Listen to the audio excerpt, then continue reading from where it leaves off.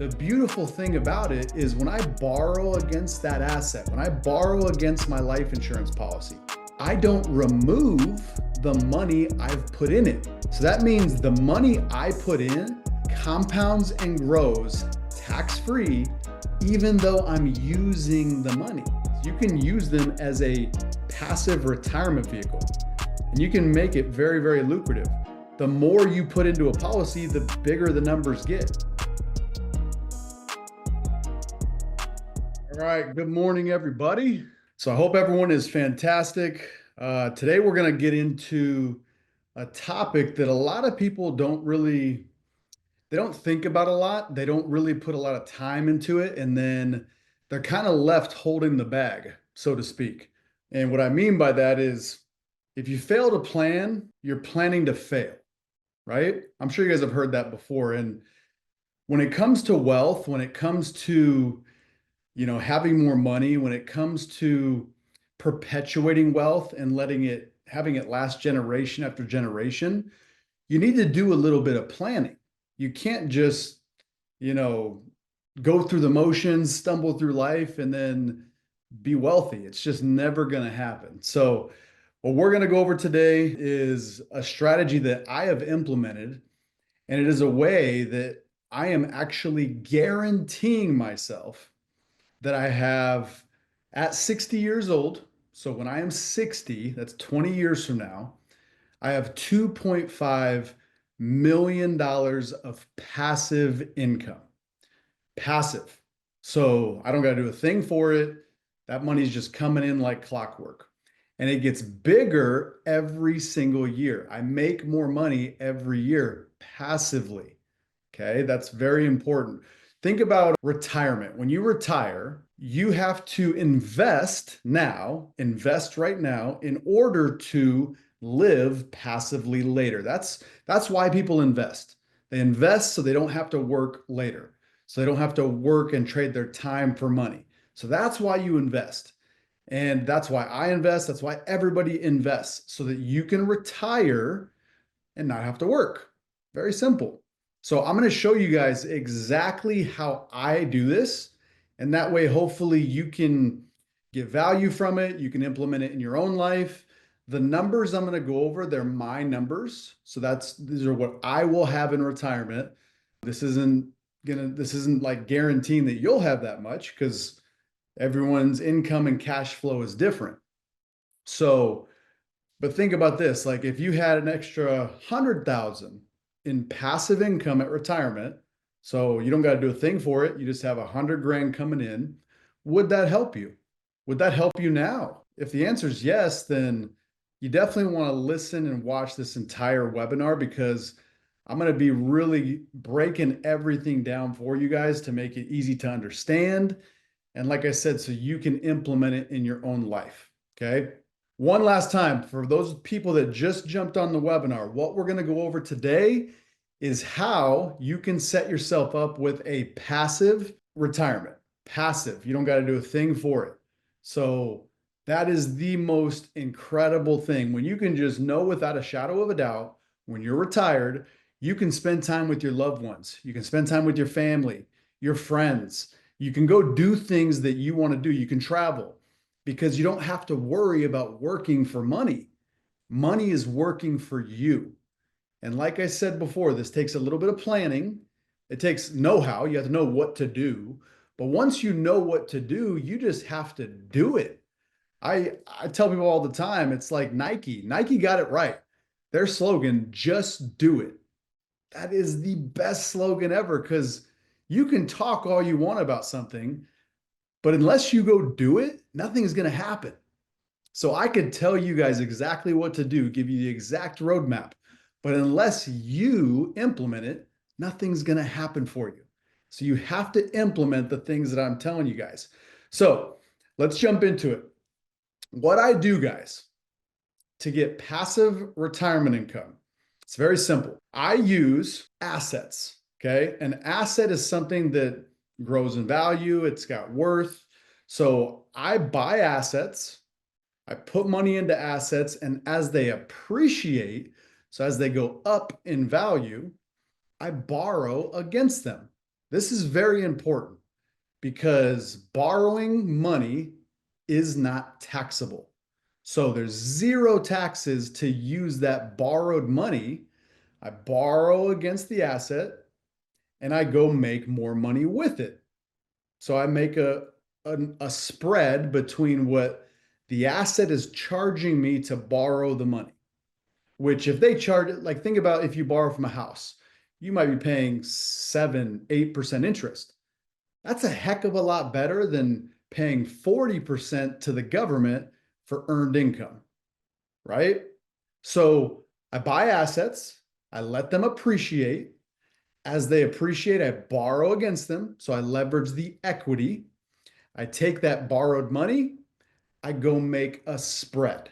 I go make money and I just pay the interest to borrow that money. So let's say I pay them $1,000 in interest, but I made 10. I just made a 900% cash on cash return. I paid them 1,000, I made 10,000 with the borrowed money. Okay. So that's very important to understand. The first thing is I buy assets that go up in value. As I buy those assets and they go up in value, I borrow against them. I take that borrowed money and I go make more money with it. Very simple. Okay. The asset that I buy the most of, and this is important, guys, the asset I buy first, properly structured whole life insurance with mutually owned companies that pay dividends. Why do I do that? Why would I buy life insurance? It's really quite simple, guys. Life insurance is an asset that is guaranteed to grow. It is going to go up in value. So remember, what do? I borrow against an appreciating asset. So if I have an asset that's guaranteed to appreciate, meaning it'll never slow down, it'll compound on itself, I'm guaranteed to always be able to borrow more in order to go make more. Okay. So I'm going to do that throughout my life. I'm going to borrow against these life insurance policies to go make more money. As I make more money, I flow it back into more policies. So think about this. If I go make $100,000 with the borrowed money and I take that 100 grand and I put it back into a policy, now I've got that money compounding and growing as well, tax free. I'm adding more money into a never ending compounding vehicle. Another reason I do it with life insurance predates the tax code. The tax code came around in 1913. Life insurance has been around since the 1700s. So it predates the tax code, meaning I'm not taxed on any of the growth, any of it, not one penny in tax. So I do that because obviously I don't like paying Uncle Sam. Who does, right? It's guaranteed to grow. So I'm always going to be able to borrow more and use more. And the money is protected against lawsuits and judgments. So nobody can touch the money. It's a private contract between me and the insurance company. So that's the asset I always buy first because of all of those benefits.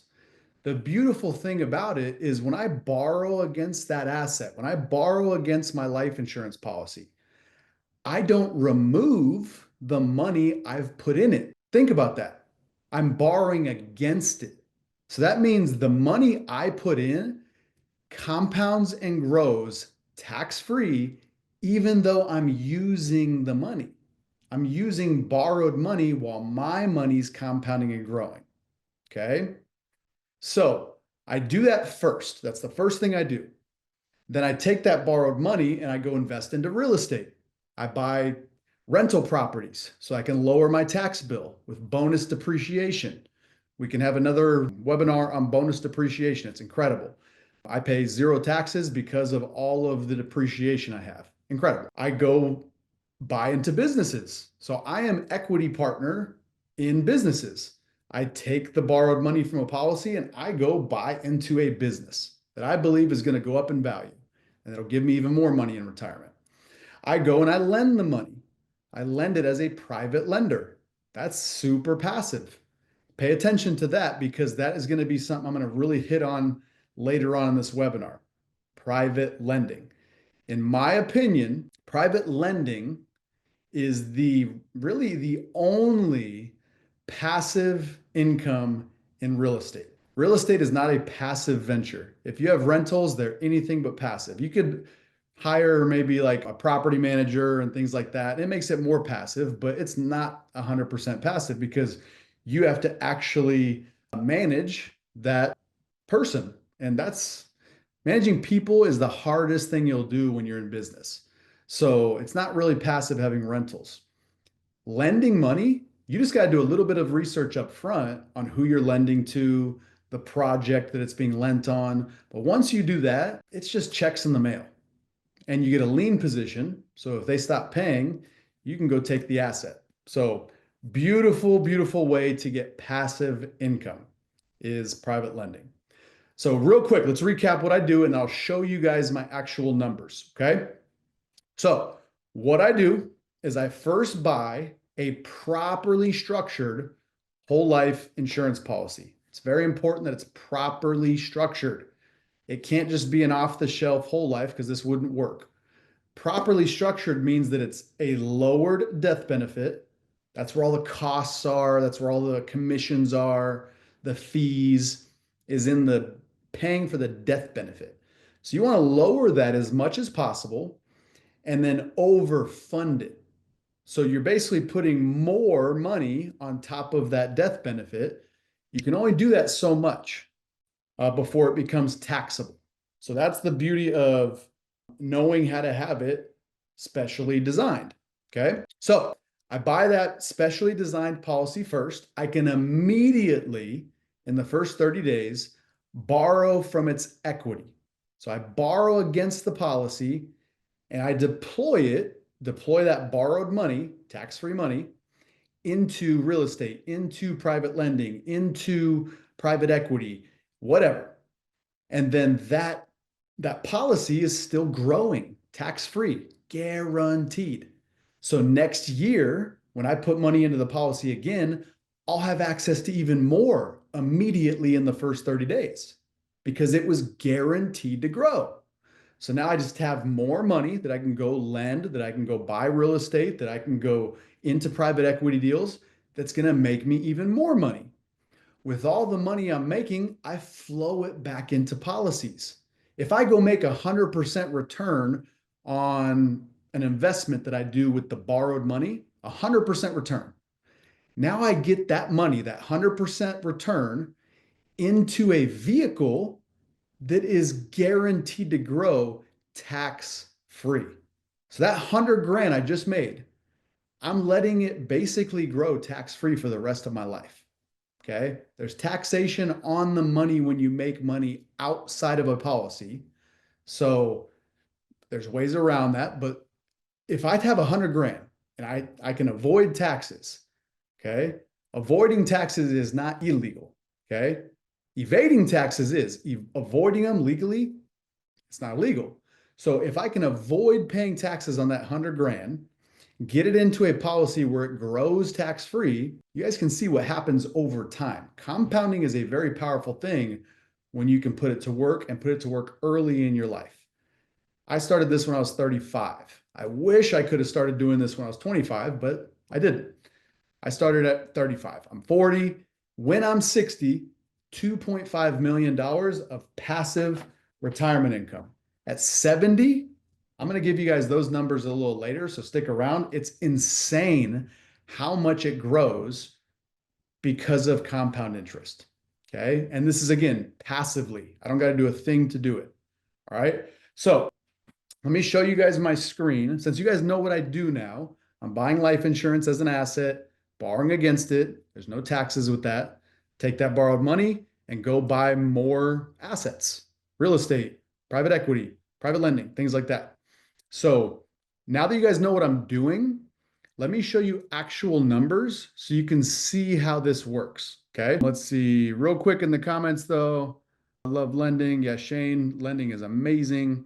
All right. So let's get into sharing my screen for you guys. So this, if you guys can see this, these are my life insurance policies.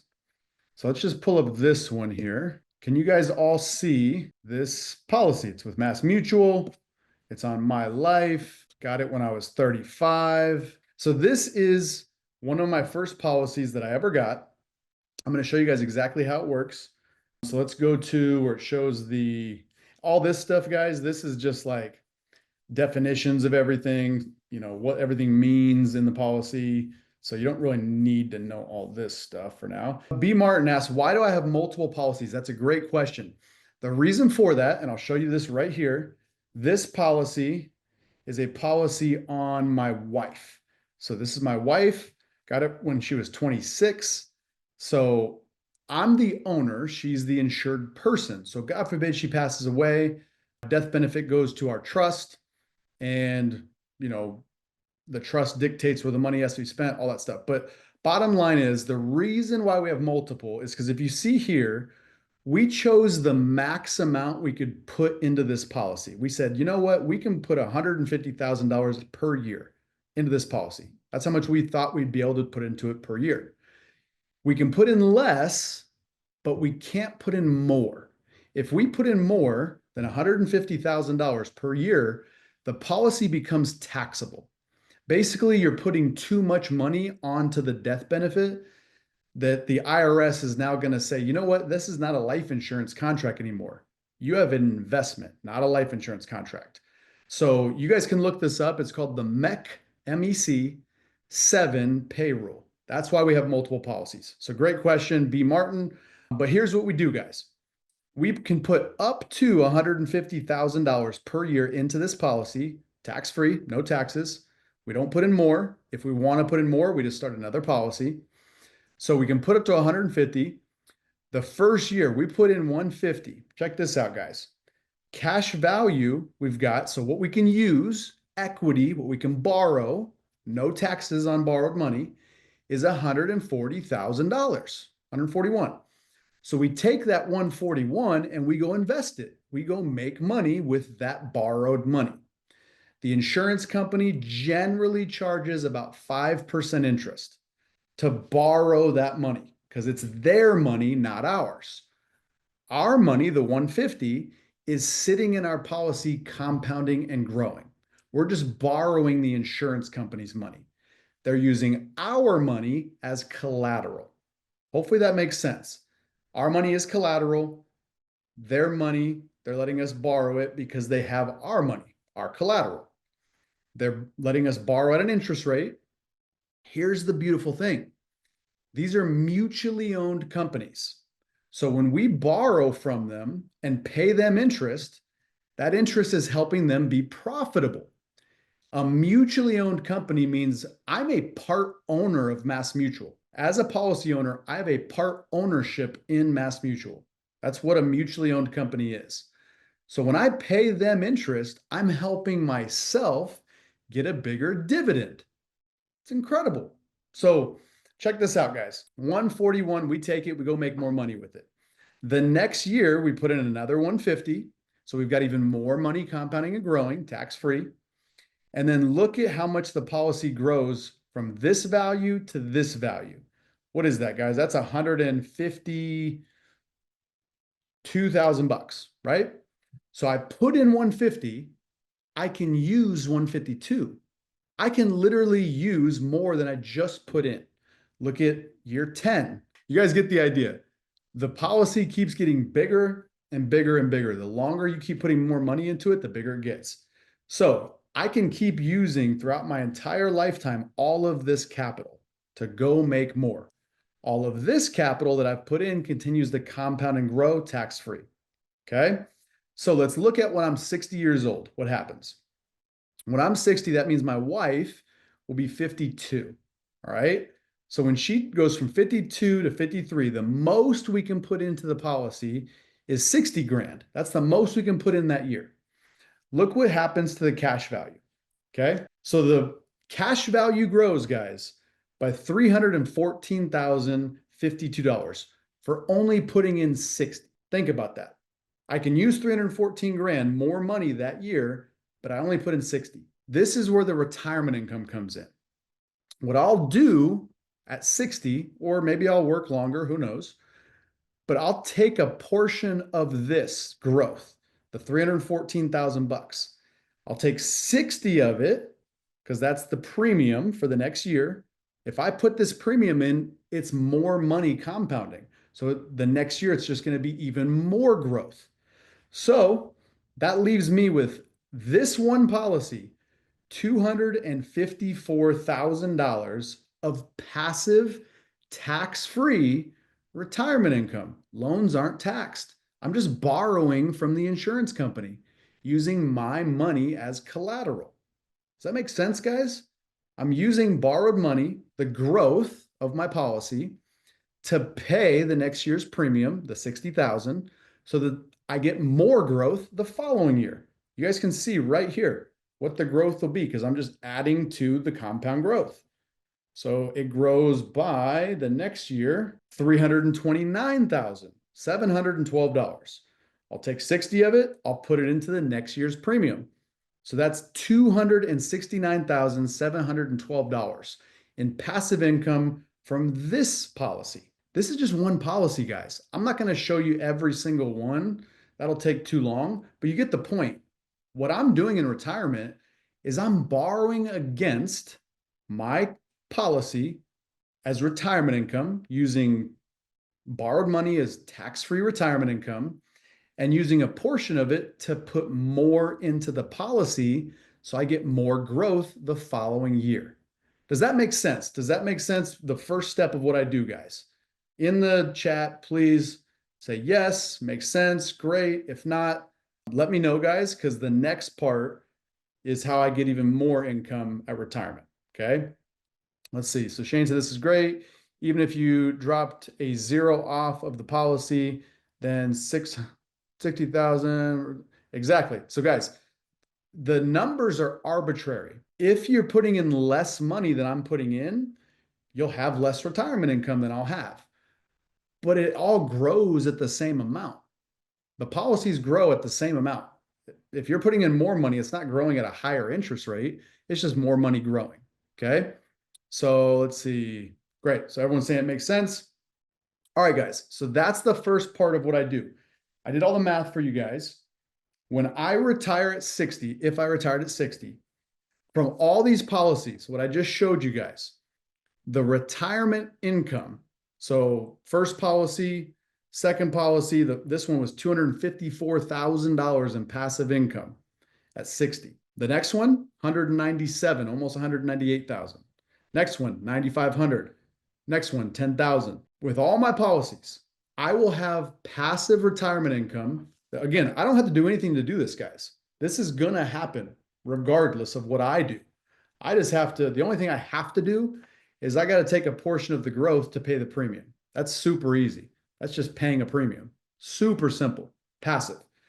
Passive income from these, $625,696.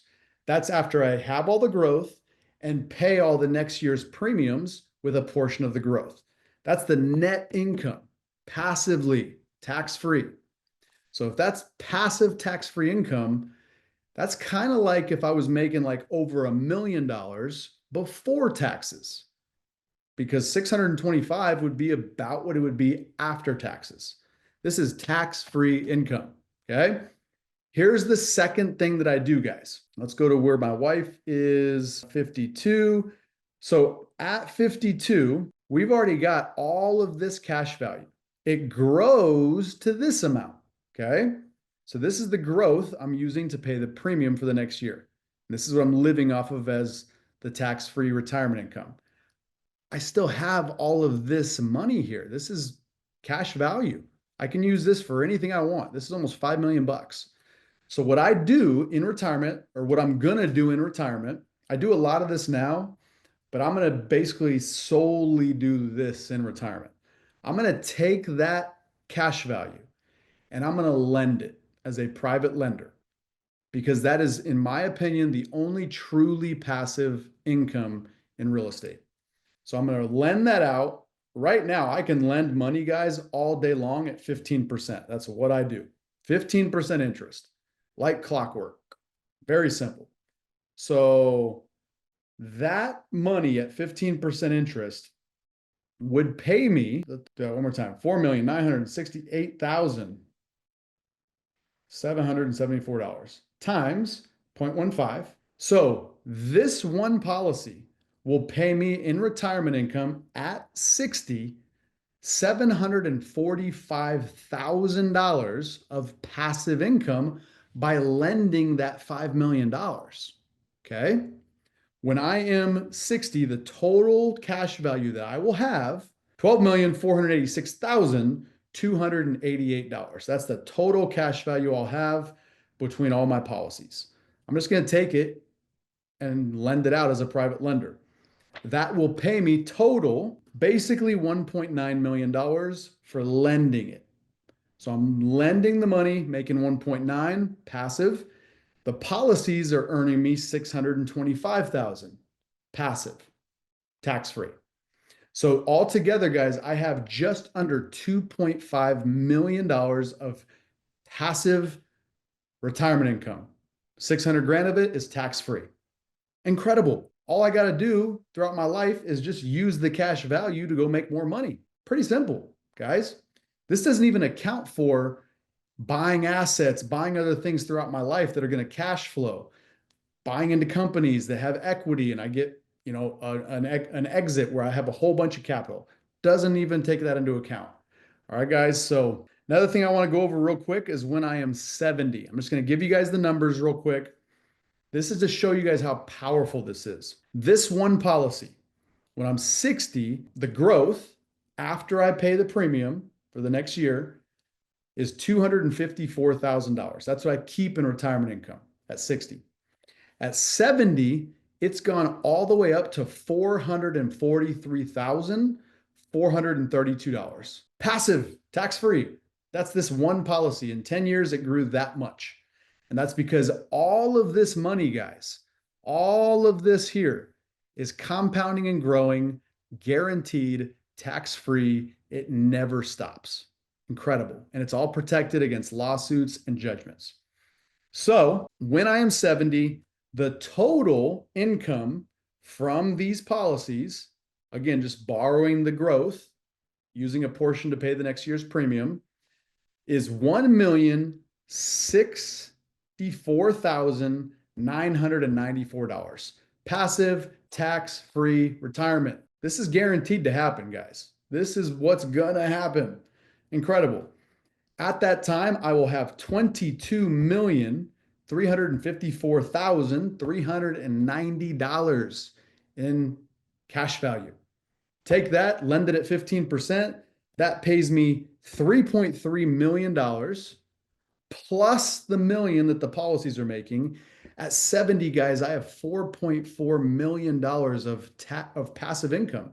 A million of it's tax-free. What happens at 80? I didn't even run the numbers at 80, but they are probably ridiculous because compound interest, it goes like this. Eventually, it's like a hockey stick. So I hope you guys are actually seeing the value in this, in what you can do with policies. You can use them as a passive retirement vehicle, and you can make it very, very lucrative. The more you put into a policy, the bigger the numbers get. So what questions do you guys have here for me? Manar says, does it mean you invested 2.5 million over 30 years in the policy? Are you saying, I guess I'm not understanding the question, Manar. If you could ask that again. Are you asking like, is that how much I've put into the policy? And if that's the question, then no, that is not the case. So if you guys look at this, look at the first 10 years, that's $1.5 million. Yes, that's right. Okay. So no, $1.5 million is how much I've put in for the first 10 years. And then if we go from year 11 to year 27, I can put in up to 60. So what's that? 16 years. So 16 years at 60 grand, that's 960,000 plus the 1.5 that I put in at the first 10 years. So over 10 years, I've put in 2.46 million and the cash value is almost double. So I'm able to use a heck of a lot more than I've put in. I've put in 2.5 or so, but that is compounded and grown the entire time for 27 years. That's why it's this bigger number, because all of this has compounded and grown tax-free. So hopefully that answers the question, but let me know if it did or didn't. All right. So who do you lend it to? Elaine said. Okay, Elaine. So what I do is I lend to real estate investors, experienced real estate investors. I want someone who's got a track record that knows what they're doing. I'm not going to lend to a first-time investor. So I do my due diligence to figure out what they're doing, what kind of projects, how long have they done it, have them show me some examples of what they've done. I always lend from an LLC. So I don't lend personally, always from an LLC, and I always lend to an LLC. I'm never going to lend to an individual. I'm going to always lend to a business, an LLC. And then I always get a lien position. So everything goes through escrow. It's not going over like just me and the person. It's going through an escrow company. So money is sent to the escrow company. I send them a contract that is signed between me and the person that's borrowing the money. So then that escrow company can put a lien on the title. So if they stop paying me, I can go take that property. I have the lien. Okay. So I'm lending to people that are experienced. I'm lending to people that know what the heck they're doing. I'm lending through a business to a business, and it's all going through escrow. The way where I find these people, and I'll put this in the chat for you guys, I find these investors through something called the Private Money Club.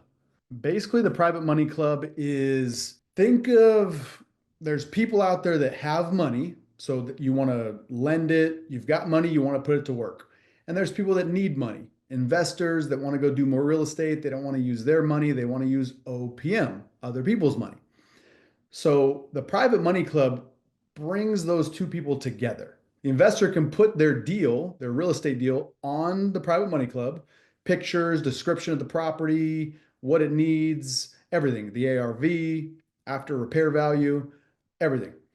The person that has money, the private lender, can go look through all of the deals and they can say, oh, you know what? I like this one. And they can kind of swipe right or swipe left, like you see the dating sites. And then if they like the deal, the website will pair the two up. So now they can talk back and forth. They can start doing contracts. They can go through escrow, all that stuff. So, guys, I would definitely check out the Private Money Club.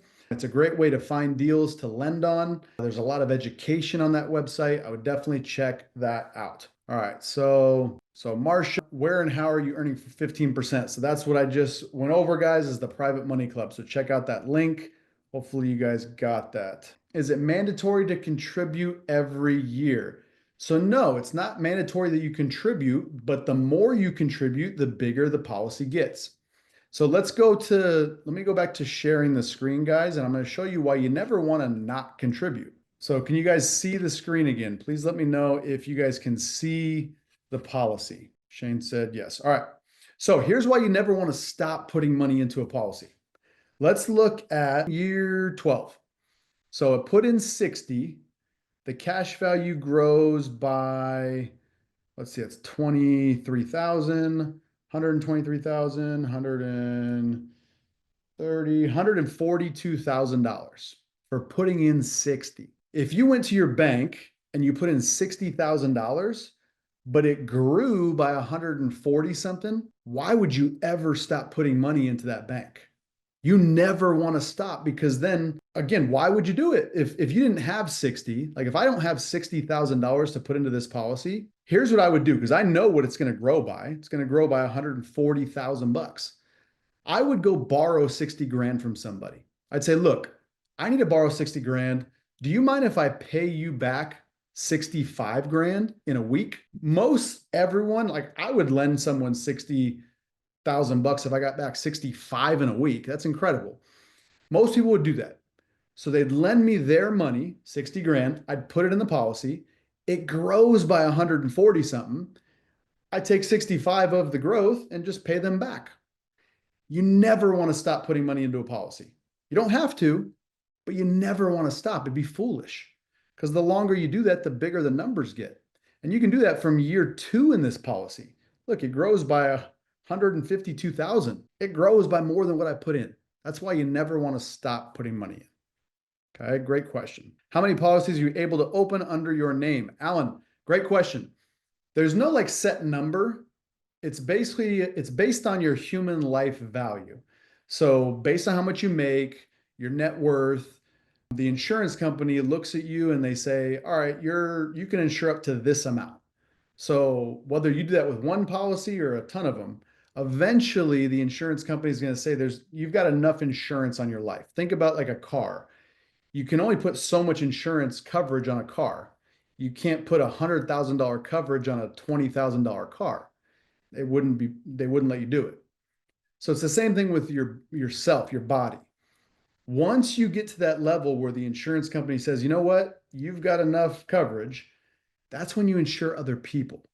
That's why I have policies on my wife, my kids, my parents, my in-laws, because the insurance company's already told me, dude, you're good. You got enough coverage. So great question. Let's see. That's what I do now after learning about this from Mr. Burr. Yeah, Shane. All right. Gil, who or where do you go to invest with? So Gil, I put that down below. That's the Private Money Club. Let's see. So Gil said trying to pair the investor side with life insurance. That's all this is, guys, is you're using the two together in tandem. And when you can do that correctly, it's a cheat code. So let's see. Elaine said, I'm retired and have a whole life policy. I took money out last year. Now I'm wondering if I should sell a rental house with no mortgage and put that money into the policy. Great question. Elaine, what I would do, I wouldn't sell that rental property. Reason being is you can use that as tax write-offs. Real estate should be more or less viewed as like a tax shelter, not so much a way to make a bunch of income, because on average, houses cash flow like 200 to 300 bucks per house. You're not going to get super rich off of that. And if you do, you're going to have a ton of headaches. You want to view real estate as they're a way to avoid taxes legally with bonus depreciation, cost segregation studies. So I would keep it. What I would do is I would get an equity line of credit. So you go to the bank, let's say you got $1 million in equity, they might let you take up to 80%, 800 grand. So you take 800 grand, you put that into a policy. Now you instantly have access to up to 90% of that money. You can take that, go make more, use it to help you pay the equity payment, all that stuff. So that's what I would do. I wouldn't sell the property, I'd keep it, but then use it, borrow against it. Again, borrowing is not taxable. So borrow against it, use that borrowed money to go put it into a policy. Now just borrow from the policy, go make more money with it. So you're just using leverage, you're using OPM, other people's money, on a very advanced scale. That's it. So let's see. Shane Hess says, if you take out policies on other people, can you access the cash value yourself, or does the insured individual have to access the cash value? Great question. If you are the owner of the policy, Shane, you do not need the other person's permission. The owner has full access to everything. So as the owner of a policy, you can go use the money for whatever you want, whenever you want, no questions asked. The insured person is just the insured person. If they die, or when they die, the death benefit is paid out. That's where they come into the equation. If it's a minor, you don't need their permission. You can just get a policy on a minor, which is incredible. So your kids, you don't need their permission. I've got 3 policies on my older daughter, Haley, one on my daughter, Brooklyn. So with adults, you got to get their permission. They got to take a health exam. They got to fill out the application. So you definitely need them to participate. But when you're taking policy loans, you don't need the permission whatsoever. Great question. What else can you guys think of? Any other questions? Do you guys want to try to implement this in your life? If you guys want to try to implement this, if you want to get a policy that's set up like this, where you can borrow from it immediately in the first 30 days, use it to go make more money. So practice the infinite banking concept, flow that money back to the policy so you're earning even more compound interest, and then use this as a retirement vehicle. If you guys want to take advantage of that, in the chat, let me know and I will send you guys a link so you can start this process. My team does not charge you to set these up. We do it absolutely free, and we actually teach you how to use the concept. So with all of my content out there, we also have a team that helps you implement the concept. So it's really, really cool. All right, so what else we got? What happens when one of the kids becomes an adult after the fact? Doesn't matter. After the fact, they become an adult, you still own the policy. You can eventually assign it to them once they're 18. You can assign it so they're the owner. I probably wouldn't do that. I'd use the policy until your deathbed, really, and then assign it to them. And by that point, it's cranking. Like if you look at this policy, when my wife is, let's say, 80, that's the average life expectancy for women. The policy goes up in cash value that year by almost $1 million for putting in 60. So that's incredible, right? $1 million it goes up by putting in $60 or $60,000. So yeah, you can assign policies to somebody else. Kids, I wouldn't do that early on. All right. So can you take a policy on a friend that is not a blood relative? Probably not. You can take a policy on a business partner. A friend will be tough, but it can be a business partner. It can be family. It could be like immediate family's easy. Wife, spouse, mom, dad, brother, sister, those are easy. Extended family is a little harder because the insurance company wants to know that you want that person to live a really long time. Okay. And if it's just a friend, it probably wouldn't work because insurance companies hedge risk and they're like, how good of a friend are they? You know, are they that good of a friend? If it's your wife, you want your wife to live a long time. If it's your husband, if it's your mom, if it's your dad, you want them to live a long time. If it's your kids, you want them to live a long time. If it's a business partner, you want your business partner to live a long time because without them, the business might go under. So it has to be something like that. What kind of fees are typically involved? So the fees and the costs are all built into, if you guys look at this policy, this is the base premium, 60,000 bucks. That's the cost, the fees, everything involved. So that'll never change. As you guys can see, it stays the exact same for the rest of my wife's life. So the 150, so additional 90 grand for the first 10 years, that's overfunding it. So there's no fees in addition to this. We put in 150, that covers all the fees, all the cost, and that never changes. So great question. Let's see. Why would a person allow you to get a policy on them? Where do they benefit? So great question. For instance, my parents, I got policies on my parents. The way they benefit is I give them the cash value.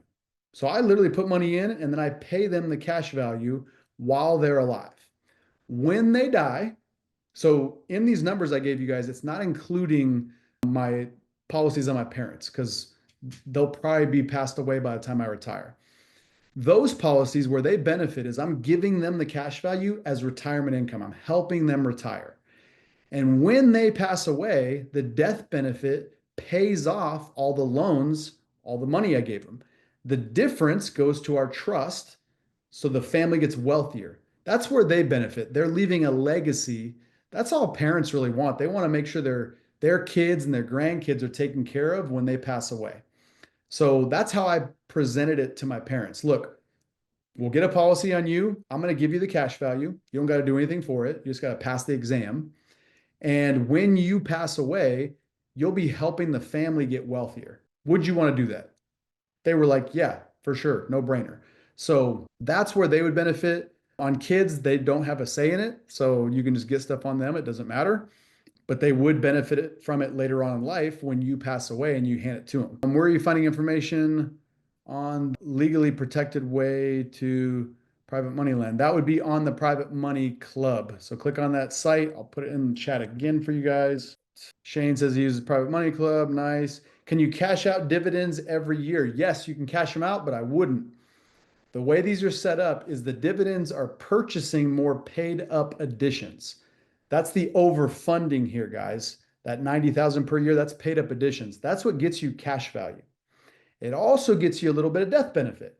So as you guys can see, the death benefit goes up every year. because the paid up additions are getting more cash value and a little bit of death benefit. That's what the dividend is buying. And then you can just borrow against it. You're getting an ever increasing amount of money that's growing tax free that you can borrow tax free. So you could cash out your dividends, but you never want to. You just want them to keep purchasing paid up additions because there's no costs involved, there's no commissions. It's just extra cash flow, or I'm sorry, extra cash value and a little bit of extra death benefit as well. So as you can see, when my wife passes away, let's say when she's 80, her death benefit's all the way up to $31 million, and it started at 8.7.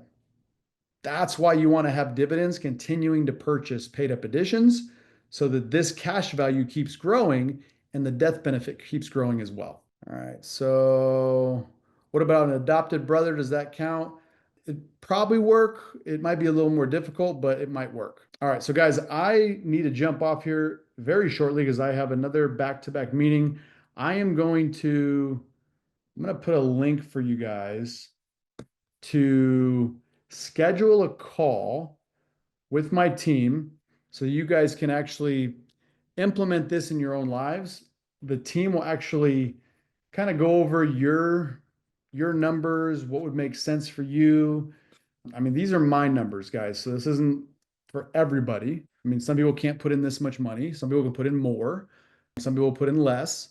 But that link right there, guys, if you click that, you can schedule a call with my team. We can answer all your questions, show you how the concept works in your life, and that way you can start implementing it.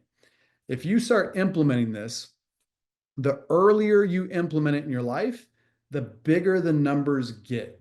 That's just compound interest. The longer you give it, the bigger it gets. So you want to really start adopting this as basically a lifestyle. Put money into policies, use it immediately to go make more. As you make more, put it back into the policies because then you're getting more money growing and compounding, tax-free. And then eventually live off of the tax-free growth and the cash value as retirement income. Take the cash value and lend it out private lending. Super simple, guys. So you're going to all get a recording of this. I would suggest rewatching it. Definitely use that link to schedule a call with someone on my team. And I'll answer the last couple questions here for you guys. Are you able to adjust your current policy while it's already enforced, add PUAs, or yearly amounts to premiums? Shane, great question. Yes, you can by calling the insurance company and asking them on your anniversary date, what's the most amount I can put into PUAs without the policy becoming a MEC? MEC. Ask them that. They'll calculate down to the penny. You might be able to shove in another couple grand. You might be able to put in a couple 10, 12 grand. Who knows? But you can do that every single year and see how much more you can put in without the policy becoming taxable. Can you show the top 3 life insurance providers? Which ones do you like? So the top 3 that I use are One America, Lafayette Life, and Mass Mutual. Mass Mutual, not so much anymore because they don't like when you take early policy loans, which kind of defeats the purpose. So the other 2, all day long. Are you guys in all 50 states? Yes, we're in all 50 states. So one more time, guys, I'm going to put that scheduling link for you guys. Licensed in all 50 states. What's your fee structure like? We don't charge a penny. We don't charge anything to do this for you guys. So we do everything with the insurance company as like a liaisons. We do everything to get it approved. And then once it's approved, you fund the policy. Once you fund it, the insurance company pays us for bringing them business. You never pay us a penny. Okay. Cool. So that's all the questions. Guys, schedule a call with my team. We will make sure to take great care of you at no cost. So you guys can start implementing this like I've done. It's not difficult. You're just simply, again, borrowing from an asset, having that money go make more throughout your life from a source that's guaranteed to grow. So you're always going to have more to borrow. So you can always make more money. And then when you retire, you're borrowing from the growth to pay the next year's premium so that the next year will have even more growth. And then you're taking the total cash value at that time and investing it, making more money, just like you've been doing your entire life. Super, super simple. So guys, it was a pleasure. I'm so glad I shared this with you. If you guys have other questions, make sure to schedule that call so that way the team can answer those for you and we can get you rocking and rolling. So until next time, I love you guys. Peace.